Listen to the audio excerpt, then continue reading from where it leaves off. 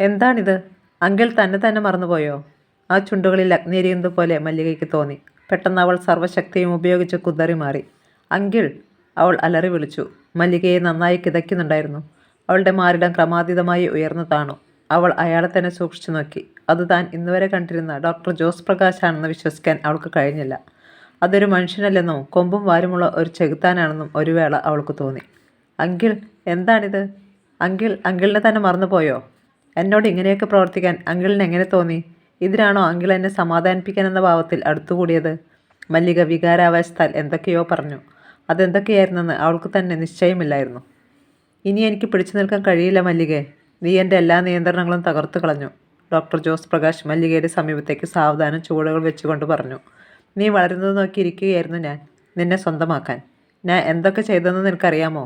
വരൂ, ഇനിയും എന്നെ ബുദ്ധിമുട്ടിക്കാതെ. ഞാൻ ആ താരുള്ള മയിൽ ഒന്ന് ചുറ്റി പടരട്ടെ. My God! മല്ലിക നടുങ്ങി വിറച്ചുപോയി. അവൾക്കിതൊന്നും വിശ്വസിക്കാൻ കഴിഞ്ഞില്ല. തൻ്റെ ഡാഡിയോളം പ്രായമുള്ള ആ മനുഷ്യൻ എന്തൊക്കെയാണ് ഈ പറയുന്നത്? അയാൾക്കെന്താ ഭ്രാന്ത് പിടിച്ചോ? അങ്കിൾ സ്വഭാവത്തോടെയാണോ ഇതൊക്കെ പറയുന്നത്? നീ എൻ്റെ ബോധം നശിപ്പിക്കും. എന്നെ ഭ്രാന്ത് പിടിപ്പിക്കുന്നതിന് മുമ്പ് എന്നെ അനുസരിക്കൂ. ഡോക്ടർ മുൻപോട്ടെടുക്കുന്നതിനനുസരിച്ച് മല്ലിക പിന്നോട്ട് മാറിക്കൊണ്ടിരുന്നു. ഡോക്ടർ, എന്നെ നശിപ്പിക്കരുത്. ഡോക്ടർ എന്താണ് ചെയ്യുന്നതെന്ന് ഒന്ന് ആലോചിച്ച് നോക്കൂ. എനിക്കെല്ലാം അറിയാം. നീ എൻ്റെ ഭാര്യയാകേണ്ടവളാണ്. ഈ എസ്റ്റേറ്റ് എൻ്റെ സ്വന്തമാകേണ്ടതാണ്. ഇനി ഞാനാണ് ഇതിൻ്റെ ഉടമ. എന്നെ അനുസരിച്ചില്ലെങ്കിൽ ഇവിടെ ഒരു മനുഷ്യനും ജീവിച്ചിരിക്കുകയില്ല. ആദ്യം നീ, പിന്നെ നിൻ്റെ കിളവൻ അങ്കിൾ. വാടി ഇവിടെ. പെട്ടെന്ന് മിന്നലിൻ്റെ വേഗതയിൽ മുന്നോട്ടാഞ്ഞ് ഡോക്ടർ മല്ലികയെ കരവരത്തിലൊതുക്കി. മാറോട് അമർത്തി ചുണ്ടുകൾ അമർത്തി ചുംബിക്കാൻ തുടങ്ങിയപ്പോൾ പെട്ടെന്ന് അവൾ മുഖം തിരിച്ചു. അയാളുടെ തടിച്ച ചുണ്ടുകൾ അവളുടെ മൃദുലമായ കവിളിൽ അമർന്നു. മല്ലിക കുതറിമാറി കൈ നിവർത്തി അയാളുടെ കരണക്കുറ്റിക്കൊന്ന് കൊടുത്തു. ഇനി എന്നെ തൊട്ടാൽ ഞാൻ കൊന്നുകളയും, അവൾ അലറി. കൊന്നുകളയും? ഒരു വലിയ ഫലിതം കേട്ടാൽ എന്നവണ്ണം ഡോക്ടർ ചിരിച്ചു. എന്നാൽ നീ എന്നെ കൊല്ല്. ആ കൈകൊണ്ട് മരിക്കാനും ഒരു സുഖമുണ്ട്. അയാൾ അടുത്തു. ഇനിയും അടുത്തു വരരുത്, ഞാൻ താഴേക്ക് ചാടും. അപ്പോഴെന്നെ കൊല്ലുന്നില്ലേ അല്ലേ? അയാൾ ഉറക്കെ ചിരിച്ചു, ഒരു ഭ്രാന്തനെ പോലെ. നിനക്കൊന്നും ചെയ്യാൻ കഴിയില്ല മോളെ, നീ എൻ്റെ സ്വന്തമാണ്. ഇതാ നോക്കൂ. ഡോക്ടർ തൻ്റെ മുൻപിൽ ഉയർന്നു നിന്നിരുന്ന ഒരു ബീമിലെ ലിവർ വലതുവശത്തേക്ക് കറക്കി. പെട്ടെന്ന് ആ മേൽത്തട്ട് ഒന്നനങ്ങിയതുപോലെ മല്ലികയ്ക്ക് തോന്നി. കാൽച്ചുവട്ടിൽ നിന്നും തറ ഇളകി മാറുന്നത് പോലെയും താൻ മറിഞ്ഞു വീഴാൻ തുടങ്ങുന്നത് പോലെയും മല്ലികയ്ക്ക് തോന്നി. അതെ, അവർ നിന്നിരുന്ന ഭാഗം ഇളകി അടിയിലേക്ക് പോവുകയായിരുന്നു. മല്ലിക ഭീതിയോടെ ഡോക്ടറുടെ നേരെ നോക്കി. അയാൾ ചിരിച്ചു, ഒരു ഭീകര കുറ്റവാളിയുടെ മുഖഭാവത്തോടെ. ആ തട്ട് നിലവറയിൽ നിശ്ചലമായി. ഡോക്ടർ ഭിത്തിയിലെ ഒരു സ്വിച്ച് അമർത്തി. ഒരു വശത്ത് പച്ച ലൈറ്റ് തെളിഞ്ഞു. അതൊരു ഗ്ലാസ് ഭിത്തിക്കപ്പുറത്തായിരുന്നു. അവിടെ ഒരു മനുഷ്യൻ പുറംതിരിഞ്ഞു നിൽക്കുന്നത് മല്ലിക കണ്ടു. അവൾ നോക്കി നിൽക്കുമ്പോൾ തന്നെ അയാൾ അവൾക്ക് അഭിമുഖമായി തിരിഞ്ഞു. മല്ലിക നടുങ്ങിപ്പോയി. അവളെ ബംഗ്ലാവിൽ വെച്ചു ഭയപ്പെടുത്തിയിട്ടുള്ള, പിന്നീട് ഡോക്ടർ ലാബിലെ പേടകത്തിൽ കണ്ട മുച്ചുണ്ടുള്ള ഭീകര മനുഷ്യൻ. അയാൾ ഒരു ചാർമിനാർ സിഗരറ്റ് എറിഞ്ഞ് പല്ലുകൾക്കിടയിലാക്കി കടിച്ചു പിടിച്ചു. പിന്നെ ലൈറ്റർ തെളിച്ച് കത്തിച്ച ശേഷം നാസാരന്ധ്രങ്ങളിലൂടെ പുറത്തേക്ക് വിട്ടുകൊണ്ട് മല്ലികയെ നോക്കി വികൃതമായി ചിരിച്ചു. ഇപ്പോൾ നിനക്ക് മനസ്സിലായില്ലേ അന്ന് നീ കണ്ടത് ഒരു ശവമല്ലായിരുന്നുവെന്ന്? ശബ്ദം കേട്ട് മല്ലിക തിരിഞ്ഞു നോക്കിയപ്പോൾ ഡോക്ടർ ജോസ് പ്രകാശ് ചിരിച്ചു. അവൻ എൻ്റെ വിശ്വസ്ത സേവകനാണ്. ഓർക്കുന്നുണ്ടോ, അന്ന് നിൻ്റെ കാറിന് നേരെ നിറയൊഴിച്ചത് ഇവനാണ്. അന്ന് ഇവൻ്റെ ഉന്നം തെറ്റിയതുകൊണ്ട് നീ രക്ഷപ്പെട്ടു. അന്ന് നിന്നെ കൊന്നിരുന്നെങ്കിൽ ഞാൻ പശ്ചാത്തപിച്ചേനെ. അങ്ങനെ ചെയ്യാതിരുന്നുകൊണ്ട് ഇപ്പോൾ നീ എൻ്റെ സ്വന്തമായി. ഡോക്ടർ വീണ്ടും ചിരിച്ചു. താങ്കൾക്ക് ആ കുറ്റവാളിയെപ്പറ്റി കുറേയൊക്കെ അറിവുണ്ടെന്ന് എനിക്ക് തോന്നുന്നു. ടി.ബിയിൽ തങ്ങളുടെ മുറിയിലിരുന്ന് ഭക്ഷണം കഴിക്കുമ്പോൾ ഡോക്ടർ പ്രാൺ ഡിറ്റക്റ്റീവ് ടൈംസിൻ്റെ നേരെ നോക്കി പറഞ്ഞു. സായാഹ്ന സൂര്യകിരണങ്ങൾ ജനലിലൂടെ ആ മുറിയിലേക്ക് ഇഴഞ്ഞു കയറുന്നുണ്ടായിരുന്നു. ഒന്നുകിൽ വ്യക്തമായി മുഴുവൻ പറയണം, അല്ലെങ്കിൽ ഒന്നും സൂചിപ്പിക്കാതിരിക്കണം. നാം ഈ കേസിൽ എവിടം വരെയായെന്ന് എനിക്കൊരു രൂപവുമില്ല. നാം ഈ കേസിൻ്റെ അവസാനത്തെ പോയിന്റ് വരെ എത്തി. ടൈംസ് അല്പം വിസ്കി ഗ്ലാസ്സിൽ പകർന്ന് ഐസ് വെള്ളം ചേർത്ത് ഒരിറക്കു കഴിച്ചതിന് ശേഷം പറഞ്ഞു. കുറ്റവാളിയെപ്പറ്റി കുറേയേറെയൊക്കെ അവൻ ആരാണെന്ന് വരെ എനിക്കറിയാം. ഇനിയും ഞാൻ നിങ്ങളിൽ നിന്നത് മറച്ചു വയ്ക്കുന്നില്ല. ആരാണ് ആ പിശാച്ച്? ഡോക്ടർ പെട്ടെന്ന് ചോദിച്ചു. ഡോക്ടർ ജോസ് പ്രകാശ്. അത് കേൾക്കുമ്പോൾ സുഹൃത്തിലുണ്ടാകുന്ന ഭാവമാറ്റം ശ്രദ്ധിക്കാതെ ടൈംസ് ഗ്ലാസ്സിൽ അവശേഷിച്ചിരുന്ന മദ്യം കൂടി അകത്താക്കി. അദ്ദേഹം തലയുയർത്തി നോക്കുമ്പോൾ ഡോക്ടർ പ്രാൺ ചിരിക്കുകയായിരുന്നു, ഒരു വലിയ ഫലിതം കേട്ടതുപോലെ. എൻ്റെ സുഹൃത്ത് ഒരു പമ്പര വിഡ്ഢിയാണെന്ന് ഇപ്പോഴെനിക്ക് മനസ്സിലായി. ചിരിക്കുന്നതിനിടയിൽ ഡോക്ടർ പറഞ്ഞു. ചില വിഡ്ഢികൾ അങ്ങനെയാണ്. സത്യം പറയുമ്പോൾ വിശ്വസിക്കുകയില്ല. സാഹചര്യത്തെയും സംഭവത്തെയും അതിൻ്റെ പശ്ചാത്തലത്തെയും വിലയിരുത്താൻ കഴിയാത്തവരാണവർ. പറയൂ, എന്ത് തെളിവുകളാണ് ഡോക്ടർ ജോസ് പ്രകാശിനെതിരായി നിരത്താൻ കഴിയുന്നത്? എല്ലാ തെളിവുകളും അയാൾക്കെതിരാണ്. ടൈംസ് ഒരു സിഗരറ്റിന് തീ കൊളുത്തിക്കൊണ്ട് പറഞ്ഞു. അയാൾ ഒരു ഭ്രാന്തൻ ശാസ്ത്രജ്ഞനാണ്. അയാളുടെ ഗവേഷണങ്ങൾ മുന്നോട്ട് കൊണ്ടുപോകണമെങ്കിൽ ധാരാളം പണം വേണം. ഹോസ്പിറ്റലിൽ നിന്നും കിട്ടുന്ന വരുമാനമൊന്നും അയാൾക്ക് മതിയാവുകയില്ല. അതുകൊണ്ടാണ് അവകാശികളില്ലാത്ത സ്വപ്നഭൂമി എസ്റ്റേറ്റ് സ്വന്തമാക്കുന്നതിനെപ്പറ്റി അയാൾ ചിന്തിച്ചു തുടങ്ങിയത്. നമുക്ക് തുടക്കം മുതൽ പരിശോധിക്കാം. മല്ലിക കോളേജിൽ നിന്നും വന്നത് മുതലാണ് ഇവിടെ സംഭവങ്ങൾ ഉണ്ടാകുന്നത്. എസ്റ്റേറ്റിൻ്റെ ഏക അവകാശി അവളാണെന്ന് ഓർക്കണം. അവളെ ഭയപ്പെടുത്തി അപകടപ്പെടുത്തുകയായിരുന്നു അയാളുടെ ലക്ഷ്യം. അതിനുവേണ്ടി ചില ഭീകരരൂപങ്ങളെ നിയോഗിച്ചു. ഒരു ദിവസം അവളെ വെടിവെച്ച് കൊല്ലാനും ശ്രമിച്ചു. അതിനുശേഷമായിരിക്കണം ഡോക്ടർക്ക് അവളെ സ്വന്തമാക്കണമെന്ന ആഗ്രഹം ഉദിച്ചത്. പിന്നെ അവളുടെ ശ്രദ്ധ തന്നിലേക്ക് തിരിക്കുന്നതിനുള്ള ശ്രമമായിരുന്നു. അതിനുവേണ്ടിയാണ് കള്ള ടെലിഫോണിൽ വിളിച്ച് മല്ലികയെ മുനിയറയിൽ വരുത്തിയത്. നാം അന്ന് ആ ഭീകരന്മാരോട് ഏറ്റുമുട്ടി അല്പം കഴിഞ്ഞപ്പോൾ ഡോക്ടർ വന്നത് ഓർക്കുന്നുണ്ടോ? അതുപോലെ മുനിയറ സംഭവത്തിലും അവളെ രക്ഷപ്പെടുത്തുന്നതായി അഭിനയിച്ചതാണ് അയാൾ. അതിലൂടെ അവളെ തന്നിലേക്ക് ആകർഷിക്കുകയായിരുന്നു ഉദ്ദേശം. ഇടയ്ക്ക് മധുവിനെ ഭീഷണിപ്പെടുത്തിയതും അയാളാണ്. മധു നശിച്ചതോടുകൂടി അയാൾ 75% വിജയിച്ചു. പിന്നെയുള്ള ശത്രു നാമായിരുന്നു. നമ്മെപ്പറ്റി അയാൾ കൃത്യമായി മനസ്സിലാക്കിയിരുന്നു. അതുകൊണ്ട് നമ്മെ കൊലപ്പെടുത്താൻ വേണ്ടിയാണ് ഇന്നലെ ആ മലയിടുക്കിലേക്ക് കൊണ്ടുപോയത്. അയാൾ നമ്മിൽ നിന്നും വളരെ വിദഗ്ധമായി മറിഞ്ഞിട്ട് ആ ജന്തുവിനെ അയച്ചു. പിന്നെ തോക്കുമായി ഒരു കിങ്കരനെയും. അവരെല്ലാം കൂടി നമ്മെ നശിപ്പിച്ചു കൊള്ളുമെന്നാണ് അയാൾ കരുതിയത്. തോൽവി അയാളുടെ പക്ഷത്തായപ്പോഴും അയാൾക്കും രംഗത്തിറങ്ങാൻ കഴിഞ്ഞില്ല. അതിനു മുൻപ് ഇൻസ്പെക്ടർ വിൻസെൻറ്റിൻ്റെ ദൃഷ്ടിയിൽപ്പെട്ട് കഴിഞ്ഞിരുന്നു. അദ്ദേഹം വിദഗ്ധനായ ഒരു പോലീസ് ഓഫീസറാണ്. ഒടുങ്ങാത്ത നിരാശയോടാണ് അയാൾ നമ്മോടൊപ്പം തിരിച്ചു പോകുന്നത്. കാരണം നാം കൂടി ഇല്ലാതായാൽ പിന്നെ ഡോക്ടർ ജോസ് പ്രകാശിൻ്റെ രഹസ്യങ്ങൾ പുറത്തു കൊണ്ടുവരാൻ പെട്ടെന്ന് ആർക്കും കഴിയുകയില്ല. മധു അപകടത്തിലാകുന്നതുവരെ എനിക്ക് കുറ്റവാളിയെപ്പറ്റി വ്യക്തമായ ധാരണകളൊന്നുമില്ലായിരുന്നു. പക്ഷേ അയാളിലുള്ള എല്ലാ സംശയവും തീർക്കുകയായിരുന്നു ലക്ഷ്യം. ആ വിചിത്ര ജന്തുക്കളും കൊക്കയുടെ മുകളിലെ വെളിച്ചവുമെല്ലാം നമ്മെ അവിടേക്ക് ആകർഷിക്കാൻ വേണ്ടി അയാളുടെ ഭാവന മെനഞ്ഞെടുത്ത കഥകളായിരുന്നു. ടൈംസ് സിഗരറ്റിൻ്റെ ചാരം ആശ്രയിൽ തട്ടിയതിനു ശേഷം അദ്രങ്ങൾക്കിടയിൽ തിരുകി പുകയെടുത്തു. പിന്നെ കുപ്പിയിൽ നിന്ന് വിസ്കി ഗ്ലാസ്സിൽ പകർത്തി. ടൈംസിൻ്റെ വഴിയിലൂടെ ചിന്തിക്കുമ്പോൾ എല്ലാം പകൽ വെളിച്ചം പോലെ തെളിഞ്ഞു വരുന്നതായി ഡോക്ടർ പ്രാണിന് തോന്നി. പിന്നെ ആ ഭീകരജന്തു എങ്ങനെയുണ്ടായി? അദ്ദേഹം സംശയം പ്രകടിപ്പിച്ചു. അത് ആ ഡോക്ടർ ഏതോ നിർഭാഗ്യവാനായ മനുഷ്യനിൽ ചെയ്ത പരീക്ഷണമാണ്. നാം ആ പഴയ പുസ്തകം കണ്ടതോർക്കുന്നുണ്ടോ? അതിലെ വിചിത്രമായ ചിത്രവും അതേ ഫോർമുലകളാണ് ആ ജന്തുക്കളിൽ പ്രയോഗിച്ചിരിക്കുന്നത്. അതെന്താണെന്ന് നമുക്ക് കണ്ടുപിടിക്കണം. എങ്കിലിനി താമസിക്കുന്നത് എന്തിനാണ്? പക്ഷെ ഒരു സത്യം പറയട്ടെ, ഇപ്പോഴും അവൻ രക്ഷപ്പെട്ടു നിൽക്കുകയാണ്. കോടതിയിൽ പോയാലും അയാൾ കുറ്റവാളിയാണെന്ന് തെളിയിക്കാനുള്ള തെളിവുകളൊന്നും നമ്മുടെ കയ്യിലില്ല. പക്ഷേ എൻ്റെ നിഗമനമനുസരിച്ച് മല്ലികയുടെ മാതാപിതാക്കൾ ഗണേശും സാവിത്രിയും മരിച്ചില്ലേ? അവയൊന്നും സ്വാഭാവിക മരണങ്ങളായിരുന്നില്ല. ഇയാൾ അതിൻ്റെ പിന്നിലുണ്ടെന്ന് ഞാൻ ബലമായി വിശ്വസിക്കുന്നു. എന്തായാലും ഇനി അവൻ രക്ഷപ്പെടാൻ പോകുന്നില്ല. നമുക്കുടനെ മല്ലികയെയും മിസ്റ്റർ നാരായണനെയും കാണണം. അവരുടെ ജീവൻ വിലപ്പെട്ടതാണ്. ടൈംസ് ഗ്ലാസ് കാലിയാക്കി. നേരം അന്തിമയങ്ങിയിരുന്നു. നാരായണൻ വരാന്തയിൽ നിന്ന് നിയോൺ വിളക്കിന് ചുറ്റും പറന്നു കളിക്കുന്ന പ്രാണികളെ നോക്കി പൈപ്പ് പുകയ്ക്കുകയായിരുന്നു. പെട്ടെന്ന് ഡോക്ടർ ജോസ് പ്രകാശിൻ്റെ കാർ ഗേറ്റ് കടന്നു വന്ന് മുറ്റത്ത് നിന്നു. താങ്കൾ ഉടനെ വരണം, മല്ലികയ്ക്ക് സുഖമില്ല, ഡോക്ടർ പറഞ്ഞു. എന്തുപറ്റി? നാരായണൻ കാറിനടുത്തേക്ക് ചെന്നു. വേഗം കയറൂ, സംസാരിച്ച് നിൽക്കാൻ സമയമില്ല. ഡോക്ടർ ഡോർ തുറന്നു കൊടുത്തു. എന്തുപറ്റി ഡോക്ടർ എൻ്റെ മോൾക്ക്? നാരായണൻ ഫ്രണ്ടിൽ കയറി ഡോർ അടച്ചു. കാർ മുന്നോട്ട് നീങ്ങിയപ്പോൾ ഒരു തണുത്ത ലോഹക്കുഴൽ നാരായണൻ്റെ പിൻകഴുത്തിൽ അമർന്നു. തിരിഞ്ഞു നോക്കേണ്ട, തല തെറിക്കും, ഡോക്ടർ മന്ത്രിക്കുന്നത് കേട്ട് നാരായണൻ നടുങ്ങി. ഡോക്ടർ, എന്താണിത്? അവിശ്വസനീയതയോടെയും അതേസമയം നടുക്കത്തോടെയും മിസ്റ്റർ നാരായണൻ ഡോക്ടർ ജോസ് പ്രകാശിൻ്റെ നേരെ നോക്കി.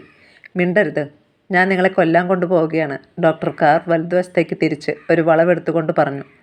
ഡോക്ടർ, നിങ്ങൾക്ക് എന്താണ് പറ്റിയത്? മല്ലികയ്ക്ക് എന്താണുണ്ടായത്? നാരായണൻ അസ്വസ്ഥതയോടെ ചോദിച്ചു. അവൾക്കൊരു കുഴപ്പവുമില്ല, അവളുടെ കല്യാണം നടക്കാൻ പോവുകയാണ്. കല്യാണമോ? നിങ്ങൾ എന്തൊക്കെയാണ് ഈ പറയുന്നത്?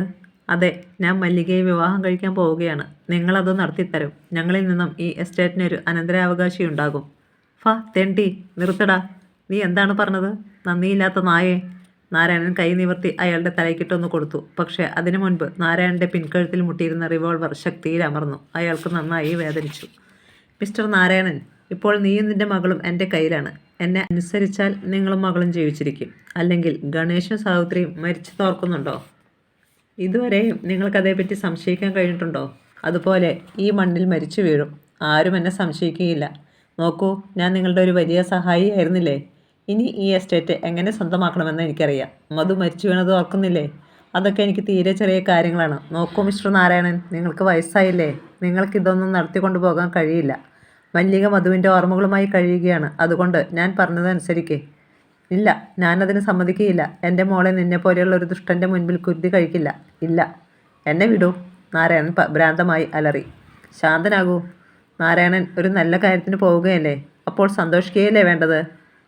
ഒന്ന് ചിരിക്കൂ. തന്തയില്ലാത്തവനെ, നാവടക്ക്. നാരായണൻ കരച്ചിലിൻ്റെ വക്കോളം എത്തിയിരുന്നു.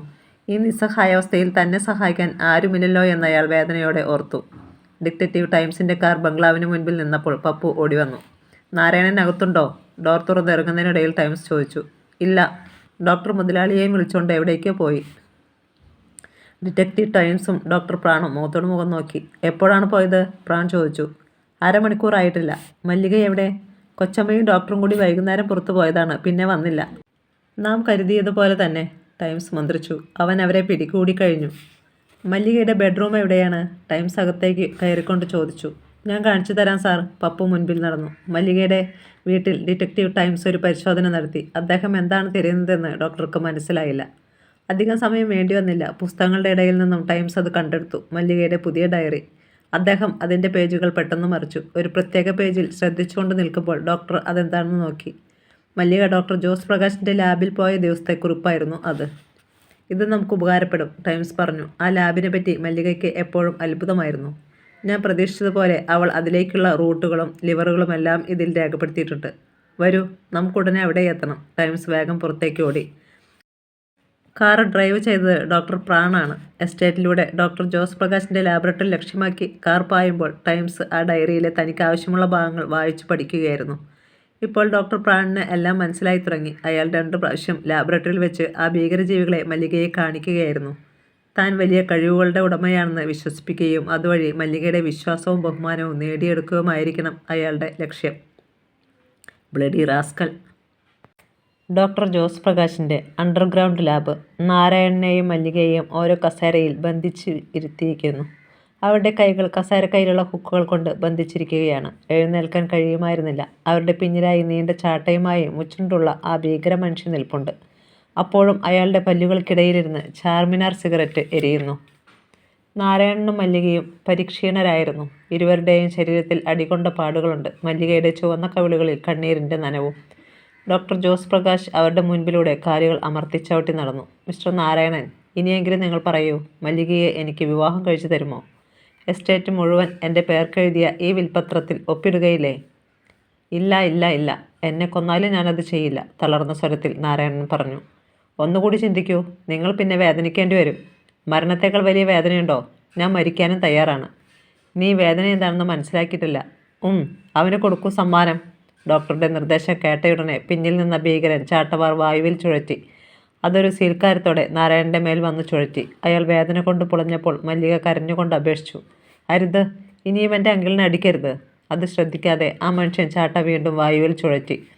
ഡോക്ടർ ജോസ് പ്രകാശിൻ്റെ ലാബിന് മുൻപിൽ ഡിറ്റക്റ്റീവ് ടൈംസിൻ്റെ കാർ നിന്നു. അവർ കാറിൽ നിന്നിറങ്ങി വരാന്തയിലേക്ക് കയറിയപ്പോഴേക്കും ഇന്ദു അവിടേക്ക് ഇറങ്ങി വന്നു.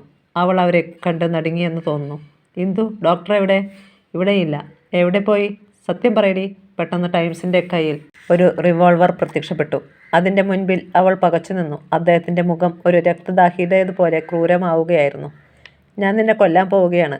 ഇപ്പോഴിവിടെ ആരുമില്ല, ആരും അറിയുകയുമില്ല. അരുത്, ഡോക്ടർ ലാബിലുണ്ട്, അവൾ പെട്ടെന്ന് പറഞ്ഞു. മിടുക്കി.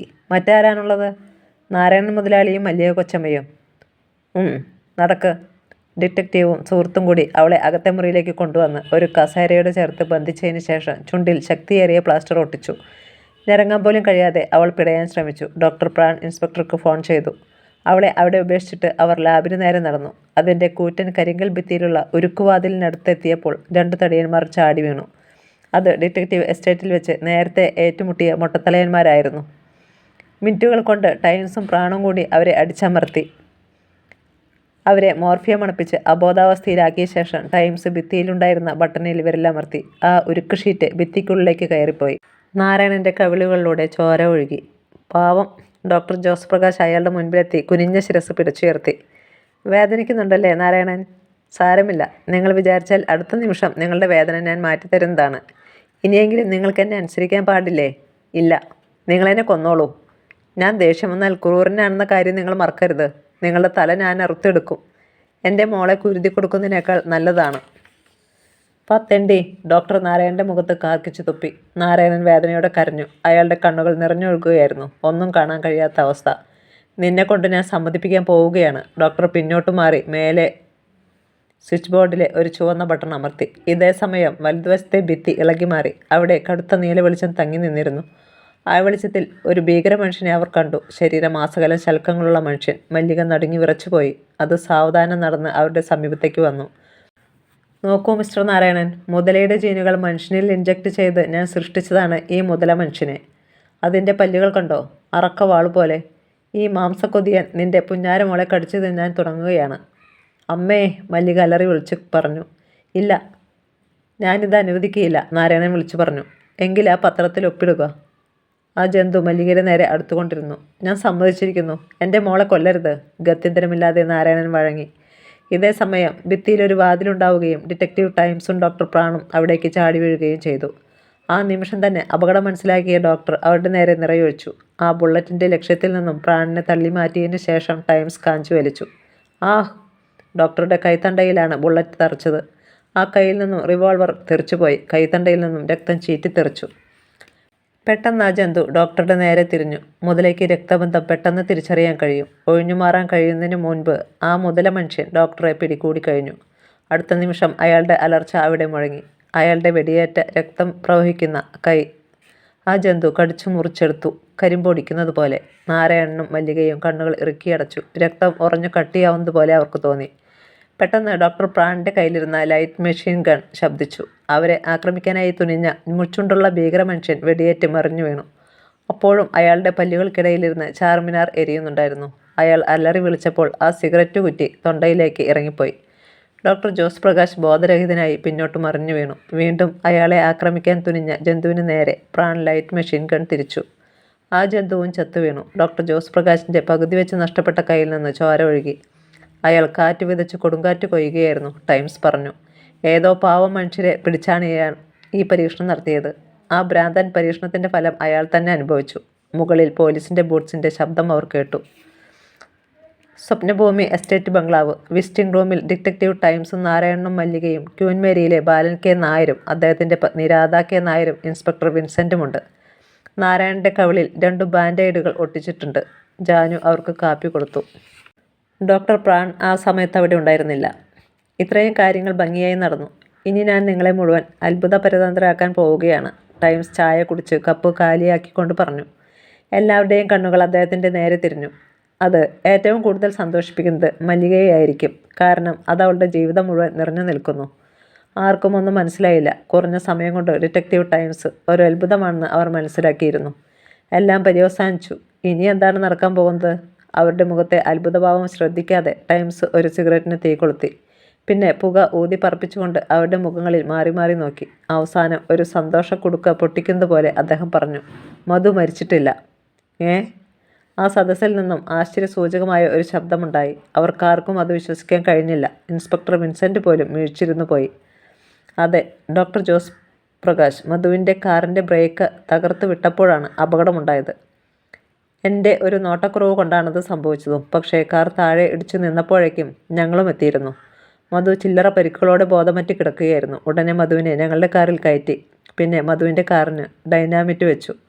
അതിന് ചില പ്രത്യേക കാരണങ്ങളും ഉണ്ടായിരുന്നു. ശത്രുവിൻ്റെ ലക്ഷ്യം മല്ലികയാണെന്ന് എനിക്കറിയാമായിരുന്നു. പക്ഷേ അതാരാണെന്ന് എത്ര ചിന്തിച്ചിട്ടും പിടികിട്ടിയില്ല. മധു പൂർണ്ണമായും നശിച്ചുവെന്ന് ഉറപ്പായാൽ അവൻ നേരിട്ട് മല്ലികയെ വേട്ടയാടുമെന്ന് ഞാൻ കണക്കുകൂട്ടി. മധു ജീവിച്ചിരിക്കുന്നതായി അവനറിഞ്ഞാൽ അതിന് പിന്നെയും താമസം നേരിടും. അന്ന് ഇരുളിലൂടെ ഒരു പ്രകാശം അകന്നു പോകുന്നത് മല്ലിക കണ്ടതായി പറഞ്ഞില്ലേ? അത് ഞങ്ങളായിരുന്നു. അതുകൊണ്ടാണ് അന്ന് രാത്രിയിൽ ഞങ്ങളിവിടെ ഇല്ലാതിരുന്നതും. അവരെത്തിക്കഴിഞ്ഞല്ലോ. ബംഗ്ലാവിൻ്റെ പോർച്ചിൽ ഒരു കാർ വന്നു നിന്നു. അതിൽ നിന്നും ഡോക്ടർ പ്രാണും തലയിലൊരു കെട്ടുമായി മധുവും അപരിചിതനായ മറ്റൊരാളും ഇറങ്ങി വന്നു. ഹോ മധു! മല്ലിക ഓടിച്ചെന്ന് അയാളെ കെട്ടിപ്പിടിച്ച് ആ നെഞ്ചിലേക്ക് ചാഞ്ഞു. എല്ലാവരുടെയും കണ്ണുകളിൽ നിന്ന് ആനന്ദാശ്രു പൊഴിഞ്ഞു. അപരിചിതനായ മനുഷ്യനെ ഡിറ്റക്റ്റീവ് ടൈംസ് അവർക്ക് പരിചയപ്പെടുത്തി. ഇതാണ് ഡോക്ടർ വിൽസൺ. പരമരഹസ്യമായി മധുവിനെ ചികിത്സിച്ചത് ഇദ്ദേഹമാണ്. എൻ്റെ ഒരു വിശ്വസ്ത മിത്രം. ഡിറ്റക്റ്റീവ് ടൈംസിന് 3 കീജായി വിളിക്കണമെന്ന് അവർക്ക് തോന്നി. നാരായണൻ പ്രൈവറ്റ് മുറിയിലിരുന്ന് പൈപ്പ് പുകച്ചുകൊണ്ടിരിക്കുമ്പോഴാണ് ഡിറ്റക്റ്റീവ് ടൈംസും ഡോക്ടർ പ്രാണും അവിടേക്ക് കടന്നു വന്നത്. വരണം, ഇരിക്കണം സാർ, അയാൾ സന്തോഷത്തോടെ പറഞ്ഞു. ഇത്തവണ ഞാൻ മിസ്റ്റർ നാരായണനെ വേട്ടയാടുന്നതിനായിട്ടാണ് വന്നത്. ടൈംസ് പറഞ്ഞപ്പോൾ നാരായണൻ സംശയത്തോടെ അദ്ദേഹത്തെ നോക്കി. ടൈംസ് കോട്ടിനുള്ളിൽ നിന്നും ഒരു ചോക്ക് കഷ്ണമെടുത്ത് മൊസൈക്ക് തറയിൽ ഒരു വൃത്തം വരച്ചു. പിന്നെ ഒരു സിഗരറ്റ് ചുണ്ടിലെറിഞ്ഞു പിടിച്ചുകൊണ്ട് പറഞ്ഞു, 3 ആഴ്ച മുൻപ് നിങ്ങൾ ഇവിടെ വെച്ച് ഒരാളെ കൊന്നു. അയാൾ ആരാണ്? എന്തിനാണ് അയാളെ കൊന്നത്? നാരായണൻ കസേരയിലേക്ക് ചാഞ്ഞ് തളർന്ന മട്ടിലിരുന്നു. അയാളുടെ മുഖത്ത് വിവിധ വികാരങ്ങൾ മിന്നിമറയുന്നതും വിയർപ്പ് പൊടിയുന്നതും അവർ കണ്ടു. ഞാൻ എല്ലാം പറയാം, അയാൾ തളർന്ന സ്വരത്തിൽ പറഞ്ഞു. ഇനി എനിക്ക് ജയിലിൽ പോകാനും ഭയമില്ല. എൻ്റെ മല്ലിക രക്ഷപ്പെട്ടല്ലോ. അതൊരു കഥയാണ് സാർ. ഞാൻ ചുരുക്കി പറയാം. 10 വർഷങ്ങൾക്ക് മുൻപ് ഞാനൊരു പെൺകുട്ടിയെ സ്നേഹിച്ചിരുന്നു. അവൾ ഗർഭിണിയുമായി. പക്ഷേ ആ തൊഴിലാളി പെൺകുട്ടിയെ വിവാഹം കഴിക്കുവാൻ എൻ്റെ ചുറ്റുപാടുകൾ അനുവദിച്ചില്ല. അവൾ ഗർഭസത്യാഗ്രഹം നടത്തുമെന്ന് ഭീഷണി മുഴക്കിയപ്പോൾ എനിക്ക് അവളെ കൊന്നുകളയേണ്ടി വന്നു. അതിലെന്നെ സഹായിച്ചത് അന്ന് ഞങ്ങളുടെ ഡ്രൈവറായിരുന്ന രാമദാസാണ്. പക്ഷേ ഞാൻ അവളുടെ കഴുത്ത് ഞെരിച്ചു കൊല്ലുന്ന രംഗം അവൻ വളരെ വിദഗ്ധമായി ക്യാമറയിൽ പകർത്തി. എന്നോട് വലിയൊരു തുക വാങ്ങിക്കൊണ്ട് അവൻ ജോലി ഉപേക്ഷിച്ചു പോയി. വർഷങ്ങൾക്ക് ശേഷം വീണ്ടും അവൻ എന്നെ വന്നു ഭീഷണിപ്പെടുത്തി. ആ ഫോട്ടോകൾ ഒരായുധമാക്കി അവൻ ഉപയോഗിച്ചു. എല്ലാം ഞാൻ സഹിച്ചു. അവസാനം അയാൾ മല്ലികയെ വേണമെന്ന് പറഞ്ഞപ്പോൾ മാത്രം ഞാൻ സഹിച്ചില്ല. അവനൊരു വലിയ ഭീഷണിയാകുന്നതിന് മുൻപ് തന്നെ അവനെ ഞാൻ കൊന്ന കൊക്കയിൽ തള്ളി. ആ കൊക്കയിലാണ് മല്ലികയുടെ അമ്മയും അപകടത്തിൽപ്പെട്ട് മരിച്ചത്. ഇനി നിങ്ങളെന്നെ വിലങ്ങ് വെച്ചോളൂ. എനിക്ക് സന്തോഷമേ ഉള്ളൂ. അന്ന് താങ്കൾ ഈ തറ പരിശോധിക്കുന്നത് കണ്ടപ്പോഴേ ഇങ്ങനെയൊരു പ്രതിസന്ധി ഞാൻ പ്രതീക്ഷിച്ചിരുന്നതാണ്. കാരണം താങ്കൾക്ക് മാത്രമേ അതിന് കഴിയൂ. മല്ലികയും മധുവും പൂന്തോട്ടത്തിലൂടെ നടന്നു വരുന്നു. സിമൻറ്റ് ബെഞ്ചിലിരിക്കുന്ന സ്റ്റീരിയോ ടേപ്പ് റെക്കോർഡർ ഒരു യുഗ്മഗാനം ആലപിക്കുന്നു. ആ ഭ്രാന്തൻ ഡോക്ടർ വിധിയും കാത്ത് ഹോസ്പിറ്റലിൽ കഴിയുകയാണ്. ഇനി ആരെയും നമുക്ക് ഭയപ്പെടേണ്ട, മല്ലിക പറഞ്ഞു. മധു അവളുടെ തുടുത്ത അതിരങ്ങളിൽ അമർത്തി ചുംബിച്ചു, കെട്ടിപ്പിടിച്ചുകൊണ്ട്. ശോ, പതുക്കെ, മല്ലിക പിടഞ്ഞുകൊണ്ട് മന്ത്രിച്ചു.